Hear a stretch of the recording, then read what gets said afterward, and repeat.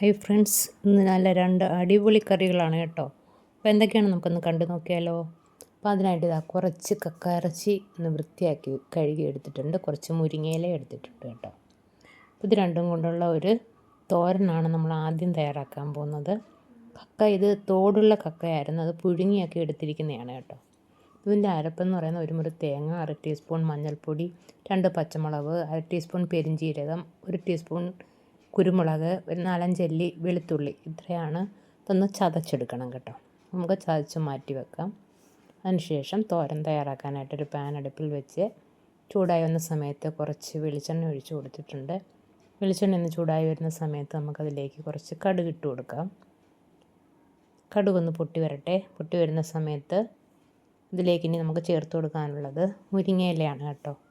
മുരിങ്ങയില ഞാൻ വൃത്തിയാക്കി കഴുകി ഊറ്റി ഒന്ന് ചെറുതായിട്ടൊന്ന് കട്ട് ചെയ്തിട്ടുണ്ട്. ആ മുരിങ്ങയില ഇതിലേക്ക് ചേർത്ത് കൊടുക്കാം. ആ എണ്ണയിലൊന്ന് വാട്ടിയെടുക്കണം മുരിങ്ങയില. ഒരുപാട് അങ്ങ് ക്രിസ്പി ആയൊന്നും വരണ്ട, ഒന്ന് ചെറുതായിട്ടൊന്ന് വാട്ടിയെടുത്താൽ മാത്രം മതി. മുരിങ്ങയിലയൊന്ന് വാടി വരുന്ന സമയത്ത് നമുക്കതിലേക്ക് ചതച്ച് വെച്ചിരിക്കുന്ന അരപ്പ് ചേർത്ത് കൊടുക്കാം. ഈ അരപ്പും മുരിങ്ങയിലയും കൂടെ നന്നായിട്ടൊന്ന് മിക്സ് ചെയ്ത് കൊടുക്കാം. അരപ്പിൻ്റെ പച്ചമണമൊക്കെ ഒന്ന് മാറട്ടെ. ഇനി നമുക്ക് ഇതിലേക്ക് ആവശ്യമായ ഉപ്പ് ചേർത്ത് കൊടുക്കാം. കക്കായ്ക്ക് ചെറിയ ഉപ്പുള്ളതാണ്, അതുകൊണ്ട് കുറച്ച് ഉപ്പ് ചേർത്ത് കൊടുത്താൽ മതി കേട്ടോ. ഇനി ഇതെല്ലാം കൂടെ നന്നായിട്ടൊന്ന് മിക്സ് ചെയ്യാം. മിക്സ് ചെയ്തതിന് ശേഷം കഴുകി വൃത്തിയാക്കി വെച്ചിരിക്കുന്ന കക്ക ഇതിലേക്ക് ചേർത്ത് കൊടുക്കാം. ഇത് തോടുള്ള കക്കയായിരുന്നു, അപ്പോൾ അത് പുഴുങ്ങിയെടുത്തിട്ട് അതിൻ്റെ തോടൊക്കെ കളഞ്ഞ് വൃത്തിയാക്കി എടുത്തിരിക്കുന്നതാണ് കേട്ടോ. ഈ കക്കയും ആ മുരിങ്ങയിലയും അരപ്പും എല്ലാം കൂടെ നന്നായിട്ടൊന്ന് മിക്സ് ചെയ്യാം. മിക്സ് ചെയ്തിട്ട് ഒരു ലേശം 1 ടേബിൾ സ്പൂൺ വെള്ളം ഒന്ന് ഒഴിച്ചു കൊടുക്കാം. ആ വെള്ളവും കൂടെ ചേർത്തിട്ട് നന്നായിട്ടൊന്ന് മിക്സ് ചെയ്ത് ഒന്ന് മൂടി വെക്കാം. കക്ക കുറച്ചും കൂടെ വേകാനുണ്ടെങ്കിൽ ഒന്ന് വെന്ത് വരട്ടെ.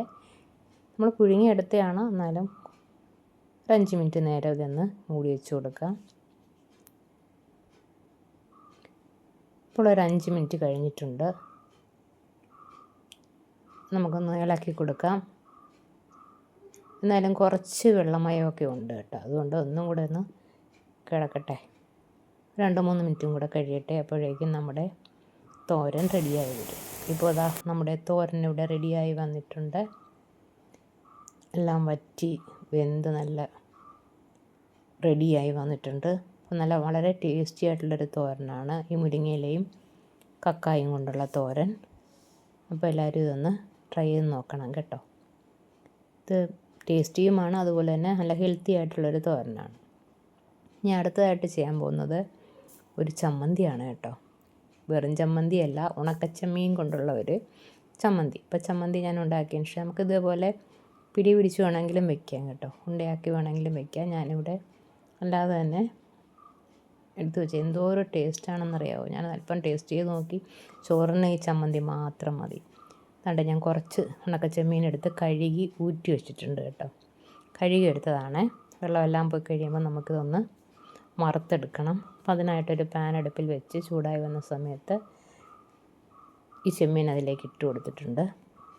ഇനി ഇത് നന്നായിട്ടൊന്ന് വറുത്തെടുക്കണം, നല്ല ക്രിസ്പി ആയിട്ട് വറുത്തെടുക്കണം. ഇത് വേണമെങ്കിൽ നമുക്ക് വൃത്തിയാക്കിയതിന് ശേഷം വേണമെങ്കിലും വറുക്കാം കേട്ടോ. പക്ഷേ ഞാനിത് എളുപ്പത്തിന് ഇങ്ങനെയാണ് ചെയ്യുന്നത്. ഇത് നന്നായിട്ട് വറുത്തെടുക്കുക. അപ്പോൾ അത് നനവുള്ളത് കൊണ്ട് കുറച്ച് നേരം പിടിക്കുന്നത് മൂത്ത് വരാനായിട്ട് കേട്ടോ. അപ്പോൾ ഇത് നല്ലൊന്ന് ക്രിസ്പി ആയിട്ട് വരണം. ഞാനിപ്പോൾ നോക്കി, പക്ഷേ ക്രിസ്പി ആയിട്ടില്ല. ഇനി കുറച്ചും കൂടെ മൂത്ത് വരാനുണ്ട്. അപ്പോൾ നന്നായിട്ടൊന്ന് മൂത്ത് വരട്ടെ. ഇപ്പോൾ കണ്ടോ, ചെമ്മീൻ്റെ കളറൊക്കെ ഒന്ന് മാറി നല്ലൊരു മണമൊക്കെ വരുന്നുണ്ട്. ഇങ്ങനെ പൊടിച്ച് നോക്കുമ്പോൾ ഇത് പൊടിഞ്ഞു പോകും കേട്ടോ. ആ പരുവത്തിൽ നമുക്കിത് സ്റ്റൗ ഓഫ് ചെയ്യാം. ഇത്രയും മതി. ഇനി ഈ പാത്രത്തിലിരുന്ന് ഒന്നും കൂടെ ഒന്ന് ക്രിസ്പി ആവും. ഇനി തണുത്തിട്ട് നമുക്കിത് വൃത്തിയാക്കിയെടുക്കാം. അപ്പോൾ ഒന്ന് തണുത്ത് വരട്ടെ. അപ്പോൾ അതാ ചെമ്മീനൊക്കെ ഒന്ന് ചൂടാറിയിട്ടുണ്ട്. ഈ സമയത്ത് ഞാൻ നമ്മുടെ ഇടികല്ലിൻ്റെ ആ കുഴവി ഉണ്ടല്ലോ, അത് ഇതിൻ്റെ പുറത്ത് ചെറുതായിട്ടൊന്ന് ടച്ച് ചെയ്തതേ ഉള്ളൂ കേട്ടോ. ഒരുപാട് അമർത്തി കഴിഞ്ഞാൽ ഇത് പൊടിഞ്ഞു പോകും. ചെറുതായിട്ടൊന്ന് ടച്ച് ചെയ്താൽ മാത്രം മതി. ഇതിൻ്റെ ആ തലയും പാലും എല്ലാം വേർപെട്ട് നല്ല വൃത്തിയായിട്ട് നമുക്ക് കിട്ടും. പിന്നെ അതിനുള്ളിൽ പറക്കി എടുത്താൽ മാത്രം മതി കേട്ടോ. ആ ഒരൊറ്റ പ്രാവശ്യം അങ്ങനെ ടച്ച് ചെയ്തേ ഉള്ളൂ, എല്ലാം നല്ല വൃത്തിയായി കിട്ടിയിട്ടുണ്ട്. അപ്പം നമുക്ക് ആ ചെമ്മീനെല്ലാം റെഡിയായി കിട്ടിയിട്ടുണ്ട്. ഇതിന് നമുക്കൊരു മിക്സിയുടെ ജാറിലേക്ക് ഇട്ട് കൊടുത്ത് ആദ്യം ഒന്ന് പൊടിച്ചെടുക്കാം.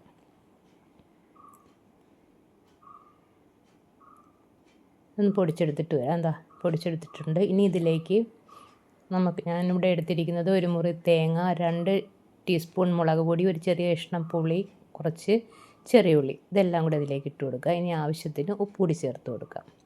ഉപ്പുകൂടി ചേർത്തിട്ട് നമുക്കിതെല്ലാം കൂടെ നന്നായിട്ടൊന്ന് അടിച്ചെടുക്കാം. അതാണ്ട് മിക്സിയിൽ നന്നായിട്ട് അരച്ചെടുത്തിട്ടുണ്ട്. അപ്പോൾ ഒരുപാടങ്ങ് അരഞ്ഞു പോകണ്ട.